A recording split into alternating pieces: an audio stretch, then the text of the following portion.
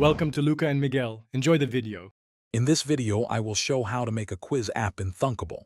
First, open Thunkable and create a new project. You'll begin by designing your main quiz screen. Add a label for displaying questions and several buttons for the answer choices. Think about how many options each question will have. This foundational setup is crucial for a smooth user experience.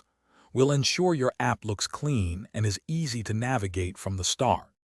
Now let's dive into the logic. You'll use lists to store your questions and their corresponding correct answers. In the blocks editor, set up conditional statements to compare the user's selected answer with the correct one. If it matches, increment the score. Then, create a function to display the next question and reset the answer buttons. This is where your quiz truly comes to life, managing the flow and accuracy. User experience is key for a fun quiz. Implement visual cues like changing button colors to give instant feedback after an answer is chosen. Design a clear and appealing layout that keeps players engaged. Once all questions are answered, transition to a results screen. Here, you'll display the player's total score, perhaps with a message based on their performance.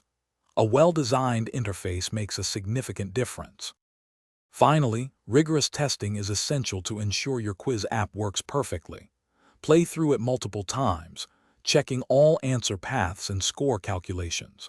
Once it's solid, consider adding advanced features like a countdown timer for questions or different quiz categories to enhance replayability. Don't forget to check the description for a link to these fantastic leak-proof containers and other great deals. Thank you for watching, and happy app building. Thanks for watching and please subscribe. It's the best investment you'll ever make.